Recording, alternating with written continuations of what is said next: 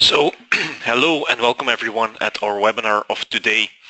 In this webinar, we're going to talk a bit more about Outlook as a primary user interface for the SharePoint platform and other repositories, and this with a focus to support user adoption.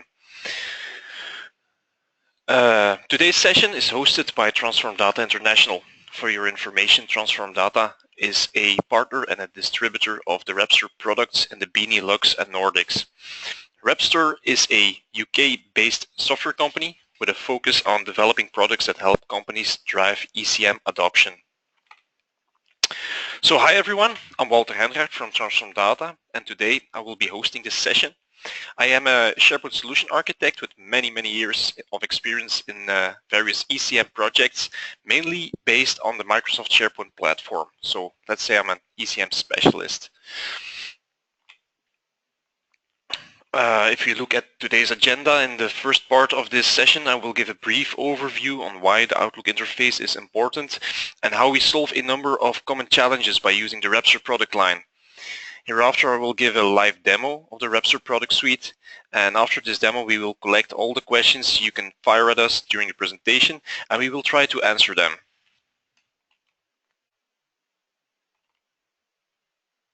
So I would like to start with sharing a few of the common challenges we see a lot at various customer sites. Now currently a lot of our customers are seeing the value of making the move to the cloud with SharePoint Online, but are struggling with finding ways to make that move.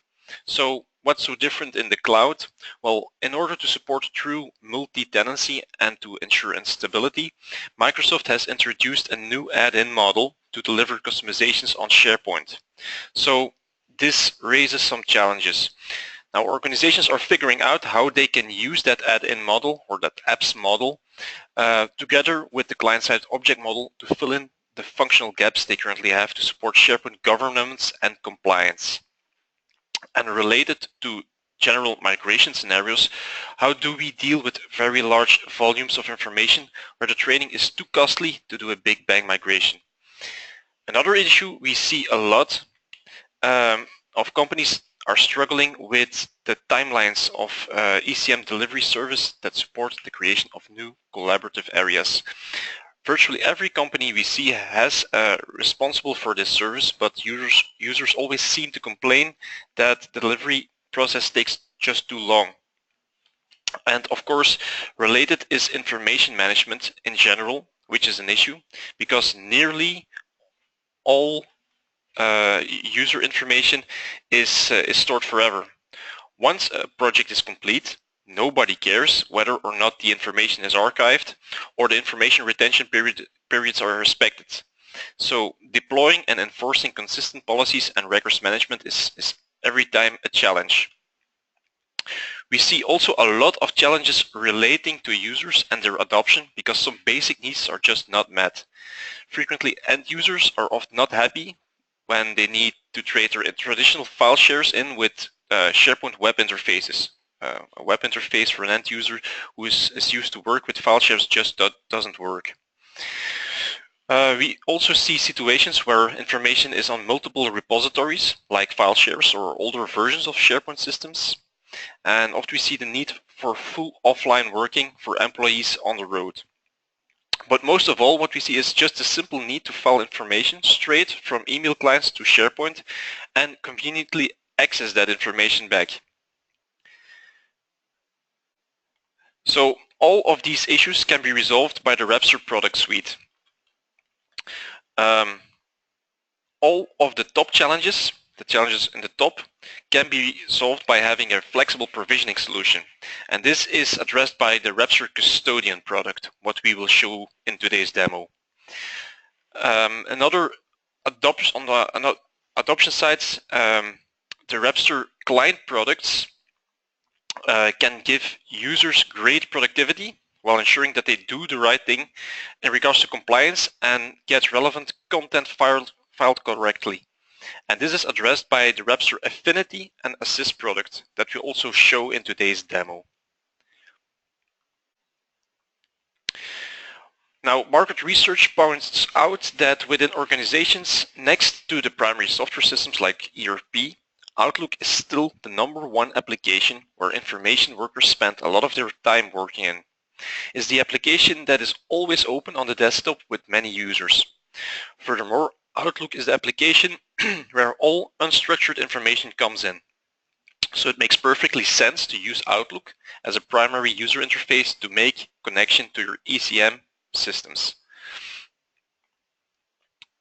Now, if you look at the advantages of Repstor, users can use Outlook as their primary user interface, which immediately helps with user adoption.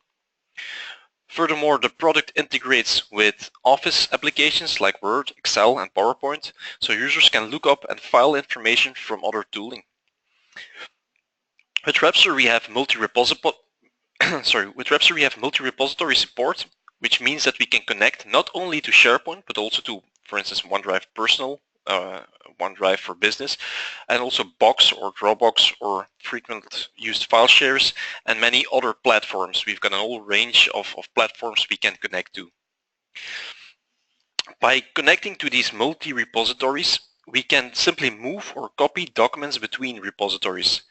And because of this, we can avoid complex data migrations and introduce a more natural way of migrating by connecting to, for instance, legacy ECM systems. The Repstor product is also future-proof, as with the custodian add-in, we can support provisioning for new project structures in SharePoint Online. So it works with the add-in model. We have full offline support for all repositories in Outlook and Windows Explorer, so all information can be locally stored in an encrypted container. Users can make use of the easy Outlook search functionality across all repositories, and this online and offline. We have intelligent email management capabilities, which suggest where information should be filed in the system, so it guides the user to the location where information should be filed. Our Outlook plugins have great performance, and the solution works great in branch offices with slow internet access. And our solution is corporate applicable, which means that we can use it, for instance, for matter management, for client management, for project-centric structures, and many, many more is possible. Now, if you look at the product suite, how does it work? Well, with the Repstor product suite, the information workers use Outlook and Explorer as their primary interface. This maximizes user adoption, as everyone already knows how to use these applications. Everybody knows how Outlook works, so nobody needs training for that. The primary user interface can plug into many backend repositories to visualize information, and that's always done in the same manner. So the end user knows how to access his information. He doesn't need training for his new introduced ECM system. Now, how does this look? Okay, so in the demo I'm going to give hereafter, you will see a screen, and we make use of the three-pane approach. So on the left, you see a connection to the data source, and well, in this case you see a connection to SharePoint. In the middle pane, you see an overview of the information within this data source, and you see the documents in that location. And on the right pane, you see a preview of the document in the data source. Now the same comes back in Windows Explorer, as we can use Repstor Drive to view the connected data source in an Explorer view. So this is just a connection to that location within Windows Explorer. So I guess it's demo time, because you want to see how things work. Okay, let me go to my demo environment. Okay, here we are. So first of all, what you see is a Outlook interface with the Repstor products installed. On top you see a few red icons, and on the left here you see a connection to many data sources. For instance, to a connection to a OneDrive data source, where you can see personal documents, a connection to a file share, where the company file share is attached, and here you see the information. So when I click on it, you see the documents in that file share on that documentation, and you see that the preview is rendered really quickly. Another data source is my project, and this is actually on the backend a SharePoint data source. And in this demo, you see a PMO approach. So for instance, we have a number of programs, and within a program, we have a number of projects. And within a project, you have a number of libraries. And when I click on it, you see the documents in the library, a number of mails or an Excel file or a PDF document.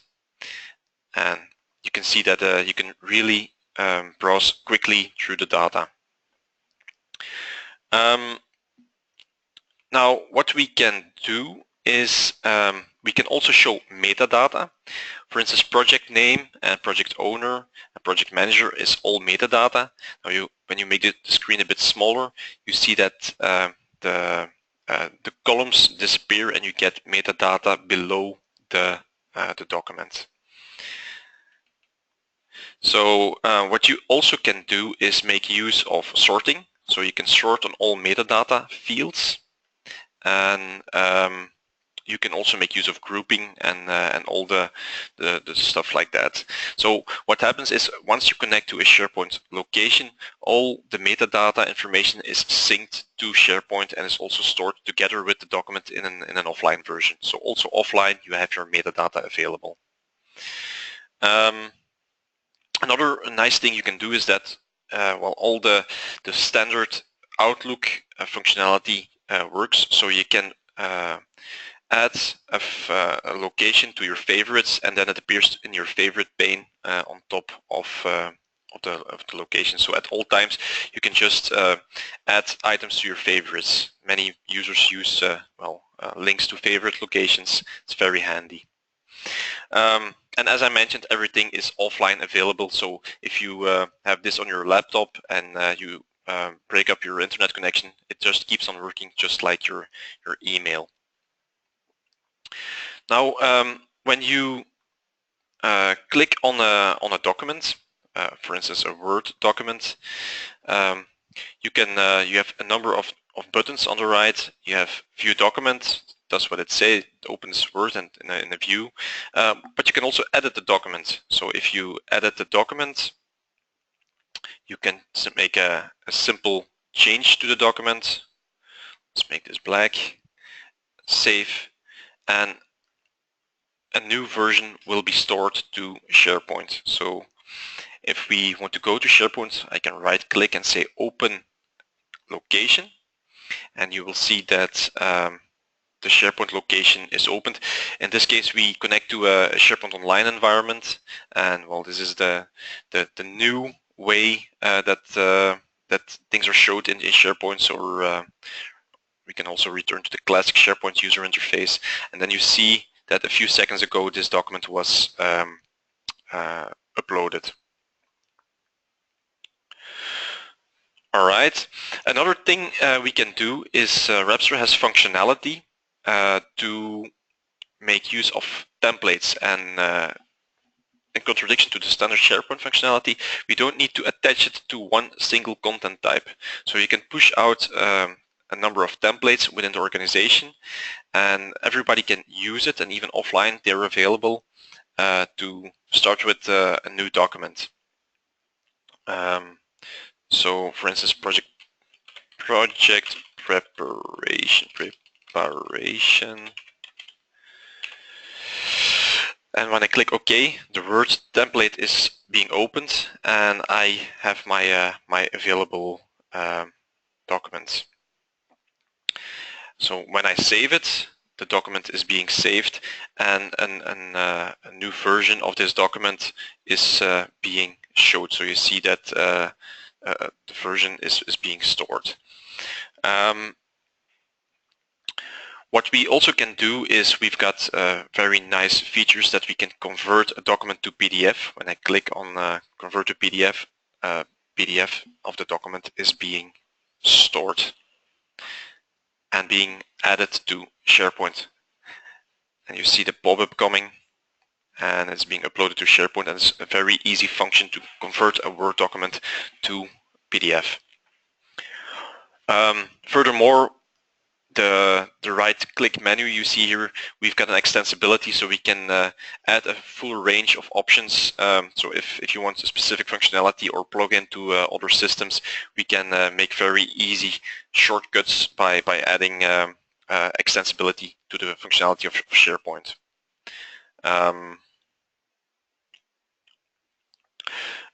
Another thing that's possible is from Word. We have also the possibility to store information in SharePoint. So, for instance, some ipsum lorem text, which we want to save to SharePoint. And here I've got my quick file dialog, and I can go to my project and say save it in realization. Give the document a name, ipsum lorem, and the document will be saved to SharePoint. So this is also possible when you're offline, and as soon as you get back internet connection, the documents that are not being synced will be synced to SharePoint. Works very well. So here's the ipsum lorem, and it's now being uploaded to SharePoint. And as soon as it's uploaded, you will see the default metadata that's being put on this project being applied. All right. Other functionality that's available is that we can very easy send links to a document. In collaboration scenarios, you don't want to send full documents. You want to keep the mailboxes empty, and with this send link, you send a link to the document. If you want to send that document to external people, not residing within your company, you can double click on it, and you can forward the document as an attachment, and from that point on you can even add more attachments. So other files can also be added very easily to that document. We also have an option to send and file, and what that does is it sends out the email, and as soon as it's immediately after when it's being sent, it asks you a dialog to store the email at a specific location. Okay. Another possibility is we've got a button here, forward and track, and what that does is it adds some code to the body of the email, and if somebody sends out this email with this Word document, and the Word document is, let's say, a contract where more people work on, the system knows where to automatically file the document. So as soon as it comes in, it will know where the original was stored, and it will file the incoming email to the correct location, even if it's PDF.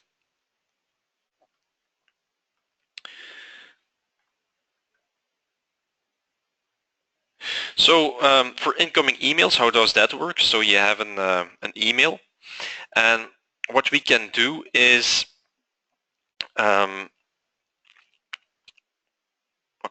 here we have it. When an email comes in, we have a number of buttons, quick file and quick file attachment. The quick file button will file the email with the attachment. The quick file attachment will only file the attachments of the email. So if you don't need the body of the email, you can use the quick file attachments. So when I click on it, the content of this document will be used as context to match with the files that are already in the connected content sources, and the system will match that with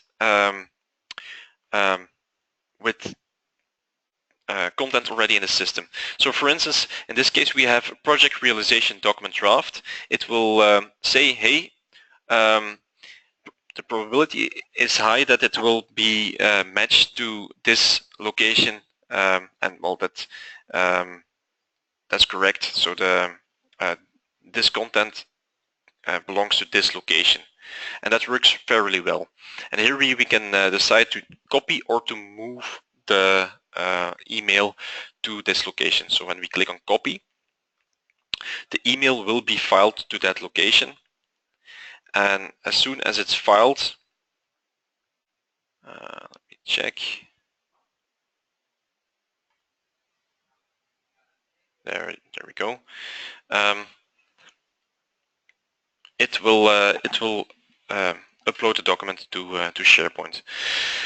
And another way to file emails is, for instance, by right-clicking.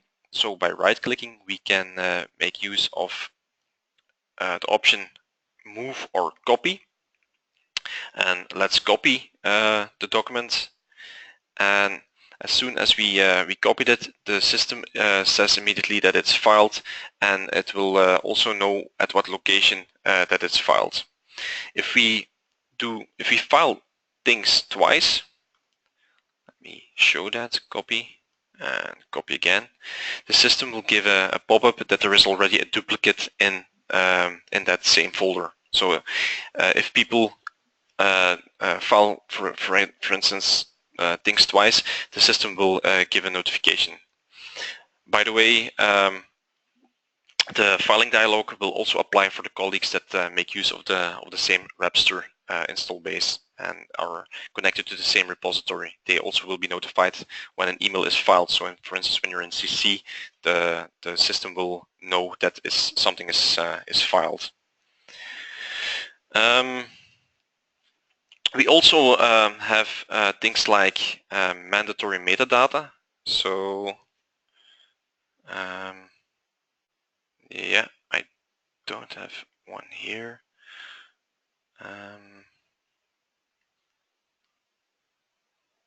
Well, come back to that later. Another thing that just works is when you create rules.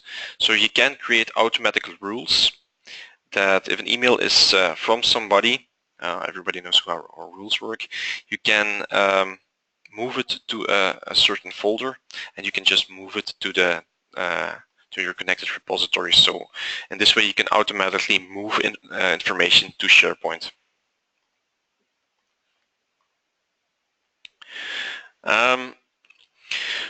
Now, related to search, there are a number of ways you can use search. For instance, you can jump to folder, and with that function, well, it says what it does. You can go to a specific folder, and you can very easy move to that location, and the system will open that location and show what's in it. I make frequently use of that button because it really helps to jump to a specific branch location. It's very handy. Another way that you can search is simply by using the SharePoint, the Outlook search, and I can find for the word appendix. The search results are highlighted, and I can really easy jump to the parent folder, and the system then shows me where the document is in the repository. Another way we can search is making use of search folders, and what that does is based on the repositories you're connected to, you can make a search over all the files. So you can very easy, for instance, create a search folder that connects to the documents from the last 7 days. So this is a search folder. Show how this works. Customize this folder, criteria. So I just created a search that says where the modified date is in the last 7 days. Show me those documents. This will also give me all the metadata fields that are available within SharePoint or other connected ECM systems, and I can make searches on these fields.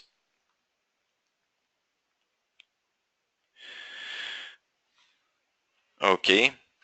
Another thing that is very handy is that, as mentioned in the slides, we can make use of Repstor Drive. That's the the Windows Explorer way of working.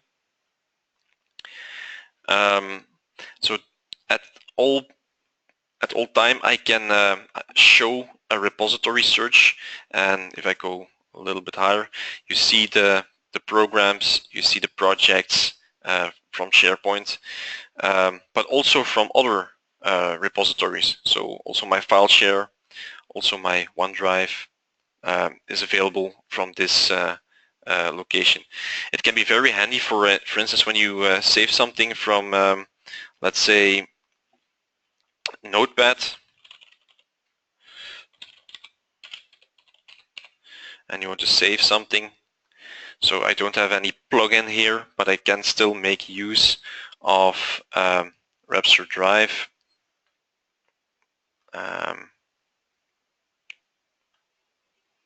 Repstor Affinity, and here I can very easy go to my projects and store information, even if it's just a simple text file.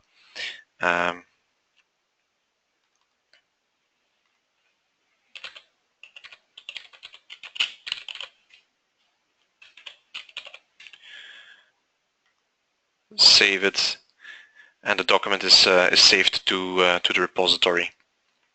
Can be very handy. Also for content migrations, you can very easy just save information, lots of documents to via Repstor Drive.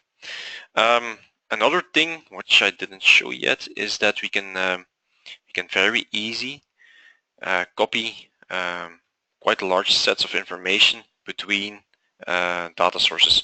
For instance, if I select a number of PDF documents, I can just click and drag them to another file repository, and they now will be saved into SharePoint. In the background, they will be uploaded via the sync mechanism, and one by one they will be uploaded to SharePoint, and there is no need to it won't stop you from working, so you can just keep on working, and in the background they will be syncing to SharePoint.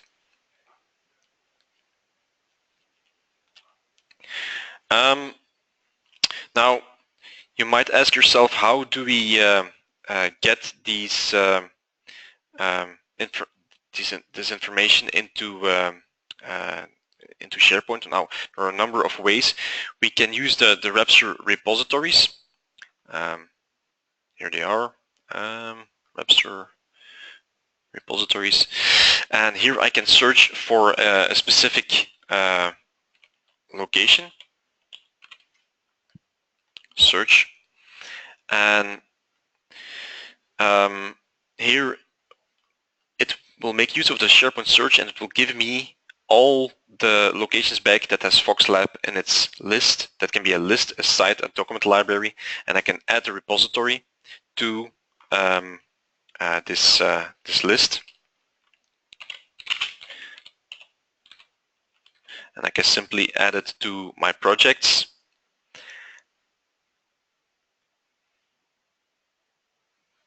And in the background, this site will now be created, and the information will come in the background. So that's one way of connecting to information. That's probably one of the easiest ways.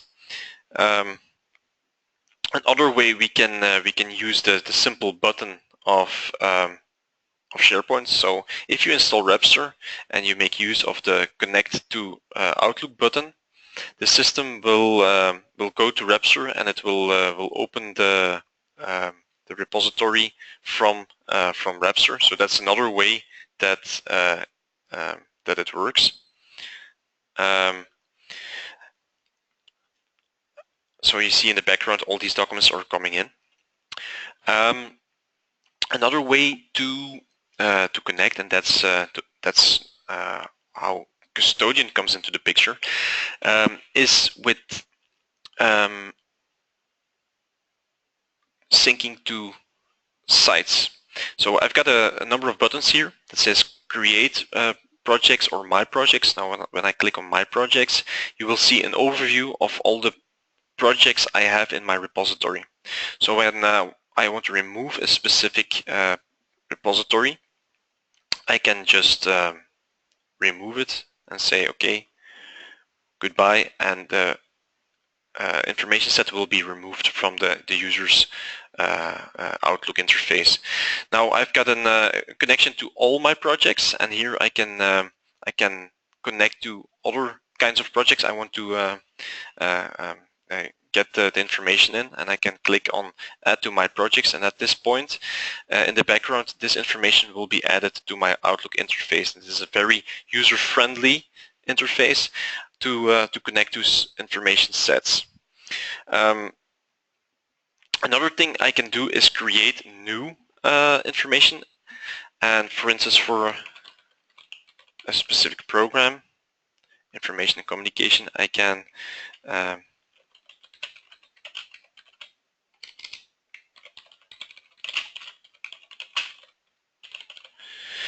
create a new Outlook webinar project, and based on the site template, new project that's available in SharePoint.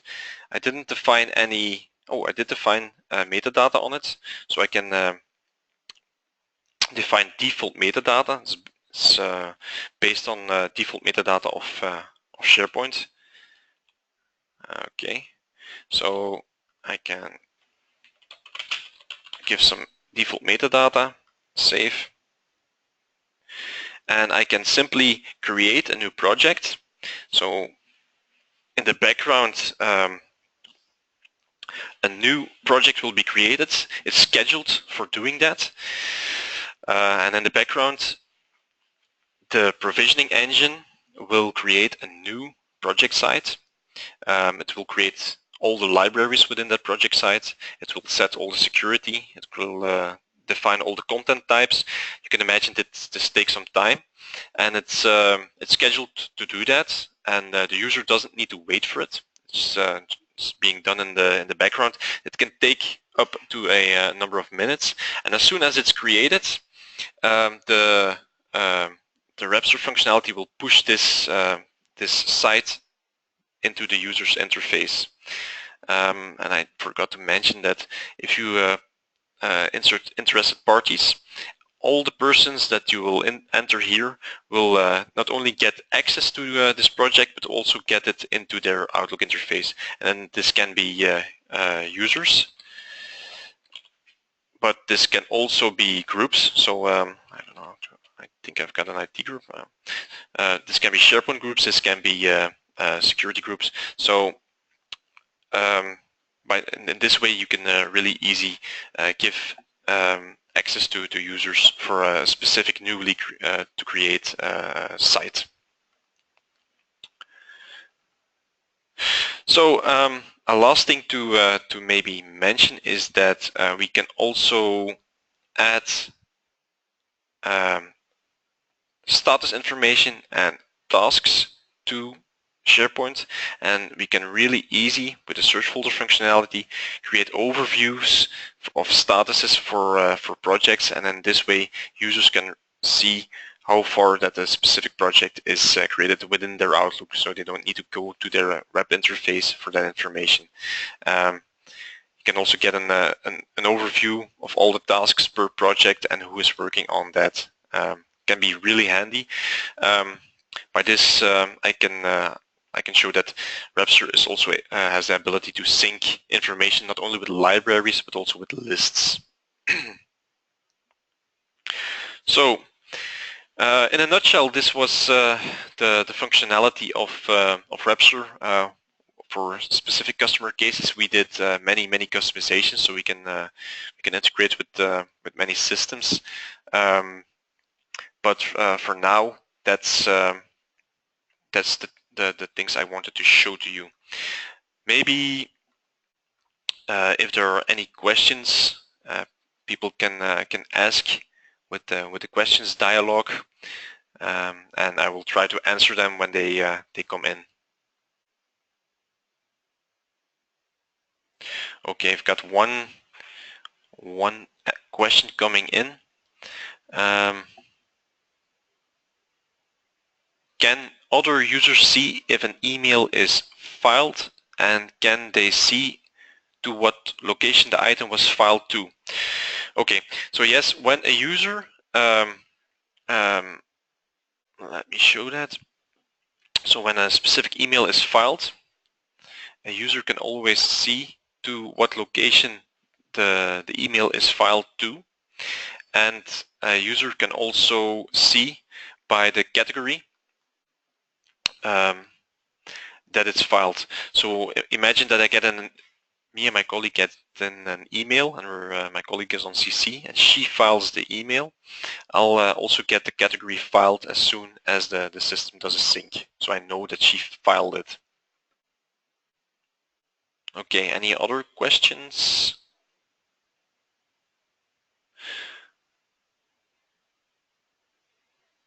Does the assisted filing work on all repositories? Yep. So Repstor Assist, the assisted filing, works on all repositories. So all the repositories that you connect to, Assist will work. Also, if you have already have connections in your Outlook to specific groups or public folders, then Repstor Assist will also work on those. So you can also you can include items in training, and you can exclude items in training. So if you don't want to add something, you want to exclude something from training. For instance, I didn't include the file share into the training, but I did include the SharePoint metadata into the training. That's something I can take care of. It's very handy. Okay, let me check. In which languages is Repstor available? Okay, Repstor is available in the standard languages. That's English, that's Dutch, German, I believe Italian and Spanish is available, and we've got support for the Nordics, but I don't know which Nordic languages are available. The good thing is we've got localization, so if you have a specific language in mind, we can do translations. So that's fairly easy to be done.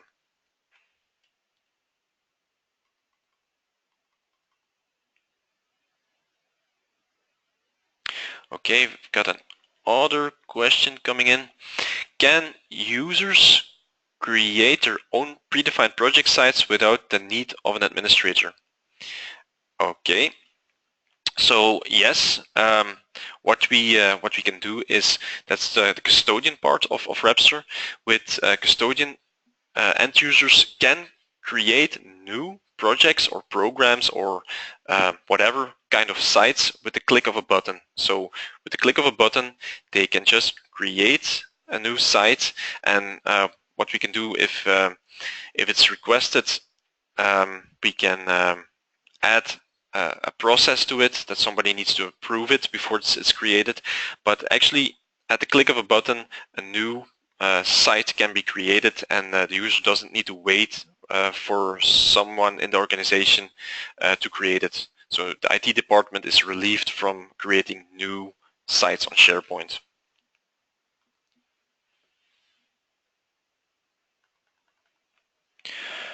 Okay, if there are no other questions, I think that's it for this session. That brings me to my last slide. If here we go. If you have questions or you're interested, please do contact us at info@transformdata.eu or give us a call. More information about our company is on www.transformdata.eu, or you can directly contact Repstor.com. We are the distributor of Repstor in the Benelux and the Nordics, so Repstor will always pass you to us if you're in our region. Thank you for attending this webinar, and well, see you soon. Cheers, bye.